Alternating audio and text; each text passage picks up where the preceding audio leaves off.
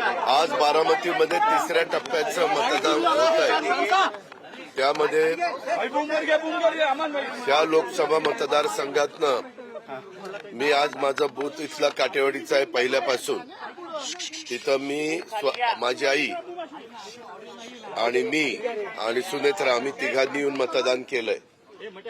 सातत्याने मी जनतेला सांगतो ही भावकीची गावकीची निवडणूक नाही, तरी देखील आमच्या समोरच्या लोकांनी एक कुटुंबातले काही जण त्यांच्याबरोबर तसं दाखवण्याचा प्रयत्न केलाय। पवार परिवारामध्ये सगळ्यात ज्येष्ठ, सगळ्यात वयाने ज्येष्ठ या आशाताई अनंतराव पवार आहेत। आज माझी आई माझ्या बरोबर आहे, त्याची नोंद कृपा करून सर्वांनी घ्यावी। मला आज मतदान करत असताना आम्ही तिघांनी पण मतदान केलंय। आम्ही आमच्या परीनं व्यवस्थित महायुतीचा उमेदवार या नात्याने सर्व आमचे राजकीय पक्ष महायुतीमध्ये मोडतात त्या सर्वांनी प्रचार केलेला आहे। प्रचाराच्या रणधुमाळीत वेगवेगळ्या प्रकारचे आरोपांचा धुरळा माझ्यावर उडवलेला आहे। मी त्या गोष्टीला जास्त महत्व दिलं नाही। मी पहिल्यापासून ठरवलेलं होतं विकासाला महत्व द्यायचं आणि विकासाच्या मुद्द्यावर ही निवडणूक न्यायची। त्या प्रकारे मी माझ्या शेवटच्या सभेमध्ये देखील, ज्याला सांगता सभा म्हणून आपण संबोधता, तिथं पण सगळ्या बारामतीकरांनी प्रचंड प्रतिसाद दिला।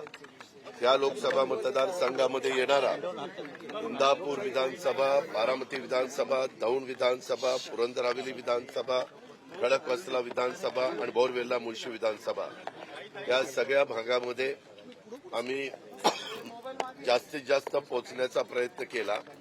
महायुतीचे घटक पक्ष पण सगळेजण तिथं पोहोचत होते आणि प्रत्येक उमेदवार प्रचार करताना निवडून येण्याकरताच प्रचार करत असतो। अंतिम संपूर्ण मतदारांच्या हातामध्ये असतं। डेमोक्रेसीमध्ये मतदार हा राजा आहे आणि तो आज आता मतदान करणार आहे। आम्हाला निश्चितपणे एक विश्वास आहे की गेले अनेक वर्ष बारामतीच्या परिसरामध्ये केलेलं काम आणि केंद्रामध्ये नरेंद्र मोदी साहेबांनी गेले 10 वर्षामध्ये केलेलं काम या सगळ्याचा विचार करता बारामती लोकसभा मतदारसंघाच्या सर्वांगीण विकासासाठी केंद्राचाही मोठ्या प्रमाणावर निधी यावा, राज्याचाही निधी मिळावा आणि काही विधानसभा मतदारसंघाचा सर्वांगीण विकास व्हावा हा माझा प्रयत्न राहणार आहे आणि तशा प्रकारचं आव्हान मी संपूर्ण जनतेला केलेलं आहे। जनता आजपर्यंत मला नेहमीच साथ जनतेने दिलेली आहे, याही वेळेस साथ देईल अशा प्रकारचा मला विश्वास आहे। महायुतीच्या सगळ्या घटक पक्षांनी अतिशय चांगल्या पद्धतीचा आतापर्यंतचं काम केलेलं आहे। आजचा दिवस आमच्या दृष्टीनं उष्णता भरपूर आहे। काल पण आम्ही बघितलं 42 पर्यंत 43 पर्यंत काही ठिकाणी उष्णता होती आणि त्याच्यामुळं सगळ्या कार्यकर्त्यांनी महायुतीच्या मतदारांना बाहेर काढणं हे विरोधी पक्षापुढे पण आव्हान आहे, आमच्या पुढे पण आव्हान आहे, परंतु आम्ही ते आव्हान स्वीकारून म्हणूनच मी सकाळी 7ला येऊन आम्ही तिघांनी मतदान केलं। आता बाकीचे पण संध्याकाळी 6 पर्यंत मतदान आहे। उन्हाच्या काळामध्ये मतदानावर थोडासा परिणाम होतो, पण सकाळी लवकर मतदारांनी बाहेर येऊन मतदान केलं तर त्यांनी भारताच्या दृष्टीनं एक नागरिक या नात्याने त्यांचा जो हक्क आहे संविधानाने दिलेला आहे, घटनेने दिलेला आहे, त्याचं पालन केल्यासारखं होईल। म्हणून मी आव्हान करीन जिथं जिथं मतदान आता चाललेलं आहे त्या सगळ्या भागातल्या नागरिकांना, मतदारांना की त्यांनी मतदानाच्या निमित्तानं बाहेर येऊन मतदान करावं। कालपर्यंत आशाताई कोल्हापूरमध्ये होत्या, त्यांच्या लेकीकडे त्या तुमच्या सोबत नाहीत, तुमच्या मातोश्री सोबत नाहीत, तुमच्या मातोश्री सोबत नाहीत अशी चर्चा जी आहे ती चर्चा सुरू होती। प्रत्यक्षात पैसे वाटपाचे हे काम निवडणूक आयोगाचं आहे। त्याच्या संदर्भामध्ये आजपर्यंत 7 विधानसभेच्या 1 लोकसभेची निवडणूक मी स्वतः लढवलेली आहे। माझा उमेदवार म्हणून मी असले प्रकार कधी करत नाही. कारण असताना दादांत पहिल्यापासून या विरोधकांच्यातले काही बगलबच्चे अशाच प्रकारचे आरोप करत होते, पण मी त्याला फार महत्व देत नाही. हे सगळं पाहण्याचं काम, त्याच्यात स्क्वॉड असतं, त्याच्यात पोलीस यंत्रणा असते, त्याच्यात निवडणूक आयोगाचे ऑब्झर्व्हर असतात, असे सगळे असतात. त्याच्यामध्ये ते आमच्यावर आरोप करतात. मी उद्या आरोप करू शकतो की त्यांनी अतिशय चुकीच्या पद्धतीने या निवडणुकीची हाताळणी केली. अशा पद्धतीने दादा त्यांनी व्हिडिओ आले, अनेकदा त्यांनी व्हिडिओ ट्विट केले बँका उघड्या असलेल्या. एक मिनिट, रात्रभर चालू होती दादा. तुम्ही काही पण वेड्यासारखे आरोप करता रे. तुम्ही स्वतः एक मिनिट, तुम्ही स्वतः डीसीसी बँक उघडी बघितली? तुम्ही स्वतः डीसीसी बँक उघडी बघितली? आणि तो व्हिडिओ कालचा त्या वेळेचाच होता. उगीच तुमच्या हातामध्ये मीडिया आहे म्हणून तुम्ही काही पण प्रश्न विचार. हे का तो समोर जो आरोप करतो ना, तो त्याला थोडंसं काहीतरी त्याच्यावर परिणाम झालेला आहे, त्याच्यावर तो आरोप करतो. त्या आरोपाला काही माझ्या दृष्टीने महत्व द्यावं असं वाटत नाही. त्याच्या प्रश्नाला उत्तर देण्याच्या देखील मला काही गरज वाटत नाही. बारामतीच्या लोकांनी विकासाला भावनिकतेला साथ द्यावा हे तुम्हाला वाटतं? कारण की वारंवार भावनिक मुद्दे. एक मिनिट, मी शेवटच्या सभेपर्यंत सांगितलं की भावकीची गावकीची निवडणूक नाही, ही देशाचं भवितव्य ठरवणारी आणि उद्याच्या 5 वर्षाच्या करता देश कोणाच्या हातामध्ये देणार ही महत्वाची निवडणूक आहे. त्या अँगलनी बघा असं मी शेवटपर्यंत सांगत होतो. आताही मी तशाच पद्धतीनं आव्हान करीन. हिंदी में क्या कहेंगे? जीत का कितना विश्वास है? क्या परिवार के साथ आपने मतदान किया? और हर चुनाव में जो भी कैंडिडेट रहते हैं उनके प्रचार के लिए जो कार्यकर्ता काम करते हैं, जो पार्टीज काम करती है, उसको सबको लगता है कि हमारा ही कैंडिडेट जीत के आएगा. अभी तो शुरुआत है. अभी 6 बजना बाकी है. शाम के 6 बजने के बाद कितना परसेंटेज वोटिंग होता है वो सब देखना पड़ेगा. लेकिन मुझे भरोसा है, आप भी देखेंगे कि लोग हमारे कैंडिडेट के पीछे खड़े रहेंगे.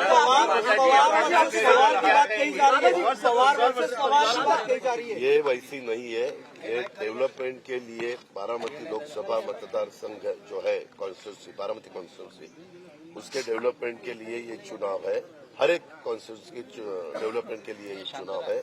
आगे 5 साल एक स्टेबिलिटी रहनी चाहिए, जिसको एक अच्छे से सरकार गवर्नमेंट आनी चाहिए. ये सबकी कोशिश है और महायुति के हम सब लोग उसी हिसाब से काम कर रहे हैं.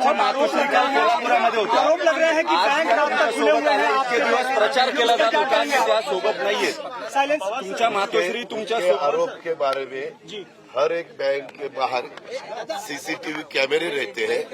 वो कैमरे चेक करो, सीसीटीवी कैमरे, और उसमें देखो क्या हो रहा है क्या नहीं हो रहा है. क्या है, जब अपोजिशन वालों को ऐसा लगता है कि इस दफा कुछ तो अलग होने वाला है, तो ऐसे एलिगेशन करना वो शुरू कर देते हैं. तुमच्या मातोश्री तुमच्या सोबत आतापर्यंत नव्हत्या असं म्हटलं जात होतं, असं कोणी सांगितलं? असे आरोप केले जात होते. आज त्या तुमच्या सोबत आल्या. त्या आरोपात काही तथ्य नाही. कालपर्यंत कोल्हापूरला होत्या. अरे आज नाही रे बाबा, तू कोल्हापूरच्या टोलवर चेक कर. माझ्या आईचं तिथं गाडीचं टोलचं झालंय का? माझी आई कोल्हापूरला नव्हती. माझ्या एका नातेवाईकाचं पुण्यामध्ये रिसेप्शन होतं, लग्न होतं. जगदाणे म्हणून माझ्या आत्या आहेत, त्यांच्या मुलाचं. त्या कार्यक्रमाच्या करता माझी आई पुण्यामध्ये होती. परंतु मी पुण्यात मोदी गेलो होतो त्यावेळेस ती मला म्हणली होती, अजित मी तुझ्याबरोबर मतदानाला येणार आहे, तू मला मतदानाला घेऊन जायचं. आणि ती सहयोगला आलेली होती. सहयोगवरून मी सुनेत्रा आणि आई इथं आलेलो आहे. आईचा मला आशीर्वाद आहे, आईचा मला पाठिंबा आहे, कारण शेवटी ती माझी आई आहे. दादा परिवारामध्ये एकटं पाडण्याचा प्रयत्न केला. एक मिनिट, परिवारामध्ये एकटं पाडण्याचा कुणाला? प्रयत्न तुम्हाला? मला नाही रे, मी तुम्हाला कितीदा तरी सांगतो सागरजी, आमचा परिवार इतका मोठा आहे की त्याच्यामध्ये 3 फॅमिली फक्त आमच्या विरोधात होत्या. एक साहेबांची फॅमिली, एक श्रीनिवास पवारांची फॅमिली आणि एक राजेंद्र पवारांची फॅमिली. याच्या व्यतिरिक्त कुणीही माझ्या विरोधामध्ये नव्हतं. कारण नसताना माझ्या फॅमिलीला त्याच्यामध्ये इन्व्हॉल्व्ह करू नका. शेवटी प्रत्येकाला आपल्या आपल्या पद्धतीनं मतं मागण्याचा अधिकार, कोणाचा प्रचार करण्याचा अधिकार आहे. आणि त्यांनी सुरुवातीपासून ह्याच्यातलं मी ज्यांची नावं घेतली त्यांनी मुलाखती दिल्यात, तुम्ही बघितल्यात. त्यांनी प्रचार केलाय, तुम्ही बघितलाय. त्यांनी प्रचार करताना भाषणं कशी केली ते तुम्ही बघितलंय. त्या भाषणाला मी काही महत्व देत नाही, कारण ते म्हणजे त्यांना काही ध्येय नाही, धोरण नाही, काही नाही, त्यांची विचारधारा नाही, काही नाही. आपला प्रचार करायचा म्हणून करायचा. मला ह्याच्यातल्या सगळ्यांना सांगायचंय, ज्यावेळेस विधानसभेची निवडणूक लागेल त्यावेळेस आता कोण कुठं प्रचार करतंय ते महाराष्ट्र बघेल, तुम्ही पण बघा. बहिणीला शुभेच्छा दिल्या का दादा? बहिणीला शुभेच्छा दिल्या का निवडणुकीत? बहिणीला शुभेच्छा दिल्या का? यामध्ये सगळ्यांना शुभेच्छा देऊन चालत नाही. मी आमच्या उमेदवाराला शुभेच्छा दिल्या. हे मला हे असलं आवडत नाही.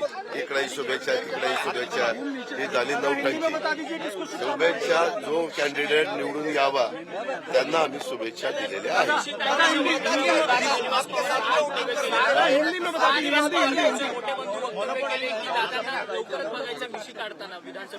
बघ बाबा, तूच वस्तारा घेऊन ये आणि तूच काढ.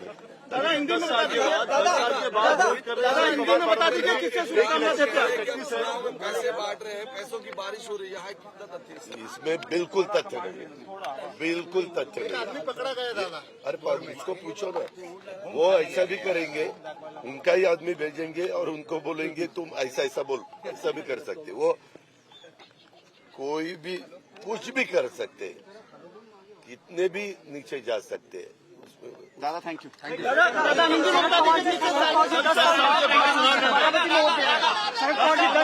बारामती में वापस लौट गए हैं. क्या इलेक्शन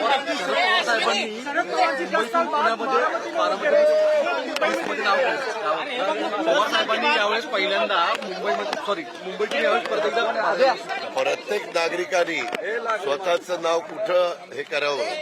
प्रत्येक जण आपापल्या सोयीनं करत असतो. काही जण, मी तर पहिल्यापासून मला काटेवाडीकरांनी ही संधी दिलेली, त्याच्यामुळे मी काटेवाडीचं नाव कधीही कमी केलं नाही. इतरांनी क्रिकेट बोर्डामध्ये जायचं, मुंबईला लावून घेतलं. आता इकडे जायचं, इकडे त्यांचा तो अधिकार आहे आणि तो आपल्याला निवडणूक आयोगाने दिलेला आहे.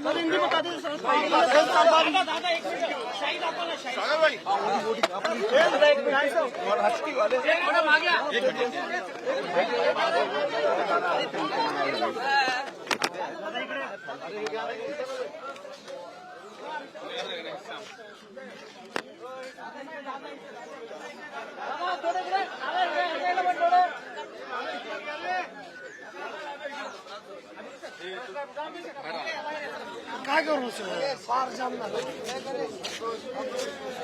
आवाज आला ना आणखी. काही चर्चा केला जाणार. त्यानंतर माझी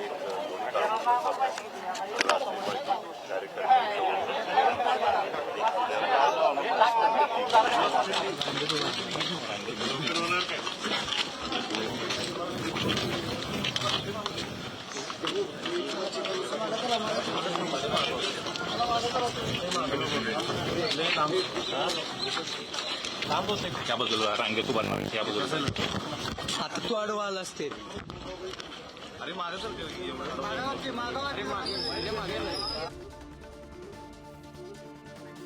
तीन ठिकाणची दृश्य आपण बघतोय. बारामती, सोलापूर आणि कोल्हापूर मधली दृश्य आहेत. एकीकडे अजित पवार यांचं मतदान पार पडलेलं आहे.